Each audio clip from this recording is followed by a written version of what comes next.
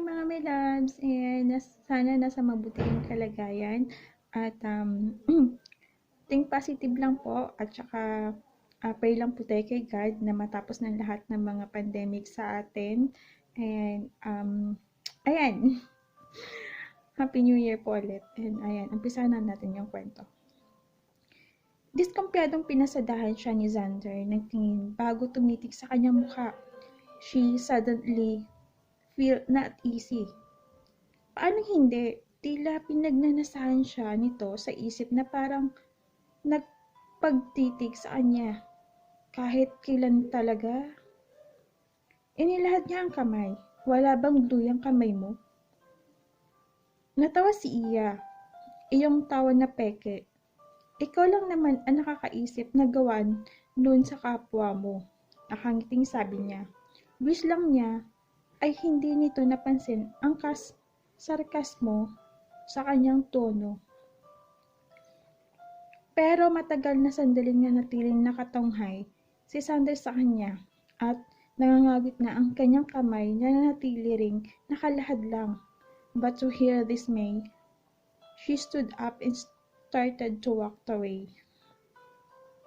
Hey! Pigil niya na hindi naman pinansin ni Xander. Tumayo na rin ang mga kaibigan nito. Tinapik siya ni Fred sa kabalikat. Xander just found someone else to make fun of. Kaya, hindi mo na kailangan makipagkaibigan sa kanya. Hindi siya sumagot dahil parang may bikig sa kanyang lalamunan. Tila may kakaiba sa pakiramdam niya na hindi niya mabigyan ng explanation. She should be happy with what she heard. Sara ulo, nasambit na lang niya. Ang tinutukoy ay si Xander. Bumalik si Iya kina Des at Leah at sinabing hindi na siya makakalapit sa grupo ni Xander dahil bukod sa matapos ng pagtripan siya ay hindi niya magiging kaibigan ng mga ito. Sinabihan din niya ang dalawang kaibigan na tigilan na ang kapapantasya kina Fred at Xander dahil wala silang mapapala. Sa huli siya pa ang lumabas na masama. Iniwan na lamang niya sina Leah at Des na nagtungo na lang sa study house sa paborito niyang tambayan ni Hannah. Sana ay makita niya roon ang best friend. Na makapasok sa study house ay napansin agad ni Iya ang dalawang nilalang na umuokupa sa isang bahagi doon sa mesa at kilala niya ang lalaking nakaakbay sa isang babae. Walang iba kundi si Xander at ang tinaguriang the prettiest face in St. John University na si Nicole. Hi, bati sa kanya ni Xander nang dumaan siya sa harap ng dalawa. Isang tipid na ngiti lang ay binigyan ni Iya. Ewan niyo kung bakit biglang kumulo ang kanyang dugo. Nag-text siya sa kay Hannah at sinabing nasa study house siya at naghihintay. Dahil silang tatlo lang nila Xander at Nicole ang nasa loob ng study house, panaka-nakang nagnanakaw tingin si Iya sa dalawa. Hindi siya makapaniwalang nang sapuhin ni Xander ang mukha ni Nicole at halikan sa mga labi. She should have walked out of the room but she was rooted to the spot because of what she just saw. She could not move her feet.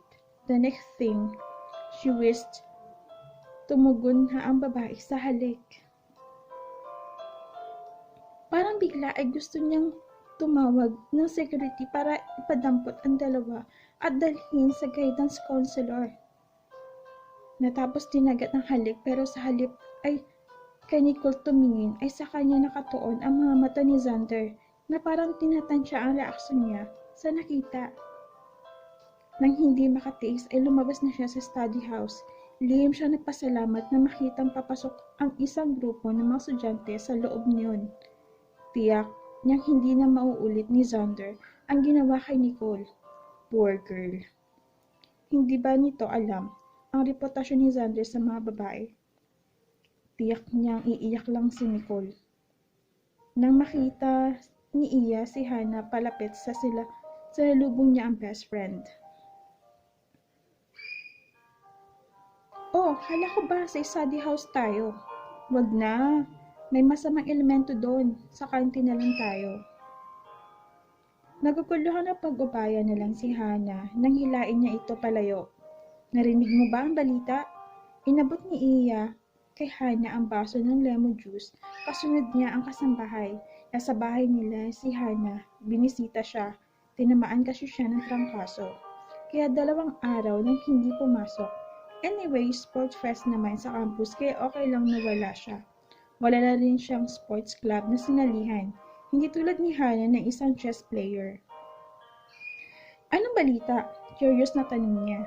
Ibinaba ng kasambahay sa mesita ang tray na may cookies. May kailangan kayo ate? Tanong nito. Wala na, salamat. Nagpaalam na ang kasambahay na sa garden sila. She did not even bother combine her hair and changing her clothes. Ang suot niyang damit ay ang suot pa niya kahapon. Sanay na si Hana dahil magkaibigan na sila mula high school. Ano yun? Ang tag niya bago sumimsim sa lemon juice. Naiiling na dumampot si Hana ng chocolate cookie. Si Xander nakipag-break na daw kay Nicole.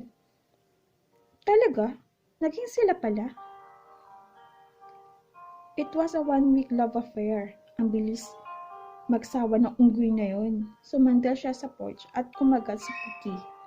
Nabanggit na rin niya kay Hana ang eksenang nakita sa pagitan ni Xander at Nicole sa study house. Sinisi pa siya ng best friend na hindi raw niya ito hinintay sa study house, di sana raw ay nakita nito ang kissing scene. At may isa pa akong balita. Alam mo ba na sina Fred at Desna? Napaangat si Iya ng mukha. How come? Alam mo naman ang grupo ni Xander, oras na malaman nilang type mo sila, bibigyan ka nila ng pagkakataong makarelasyon sila, pero pagkatapos iiwan ka rin pag nagsawa na. Nangiwi si Iya sa narinig, kahit alam na niya ang bagay na iyon ay parang bago pa rin sa kanya ang dating. Kaya ikaw, huwag kang pahalata na type mo si Xander. Namilog ang mga mata niya sa tahasang pag-aakusa ng kaibigan. Excuse me, hindi ko siya magugustuhan. No, tudutanggi siya kahit nag-iinit ang mukha. Pero sa itsura ni Hana, hindi ito naniniwala sa kanyang sinabi at para maiba ang usapan, niyaya niya ang best friend sa kanyang silid para ipakita ang bagong makeup set na iniregalo ng mami niya. And she succeeded dahil hanggang sa pagpaalam ng umuwi, hindi na nabanggit pa ni Hana si Xander. Si Xander na hindi niya mapigilang maisip dahil sa kagwapuhan. Nasa campus gym sina Iya at Hana at nagkukwentuhan pero ang totoo ay gusto lamang makita ni Iya ang kanyang crush at alam ni Hana na crush niya si Timothy. Si Timothy ang pinakamatalino na yata estudyante ng St. John University. Timothy was the youth ambassador chosen by an international organization to represent the Philippines when it came to international event that concern youth issues. Bilib na bilib siya sa binata dahil sa edad na 21 ay may achievement na ito sa buhay. Nagbabasketball si Timothy sa gym kasama ang mga teammates. Lumapit ito sa sulok kung saan naroon ang water supply na malapit naman sa kinakupuan ni Iya at Hana. Lumapit si Iya. Pagod ka na ba? Gusto mong ikuha kita ng juice? Malambing na tanong niya. No, I'm okay. Matipid ang ngiti ni Timothy. Hindi na siya nagtanong pa dahil obvious naman na hindi siya type ng binata. Pero na makitang papalapit ang grupo ni Xander ay nabura ang excitement sa kanyang dibdib. Mukhang nakikipaglaro pa si Xander sa basketball team ng crush niya. Siniko ni Hana si Iya. Ninisihan naman ni Iya si Xander, tila nangaasar pero inirapan lang niya. Ayan guys, ano kayong susunod na mangyayari sa kwento natin, no? Antabay lang po at maraming salamat po.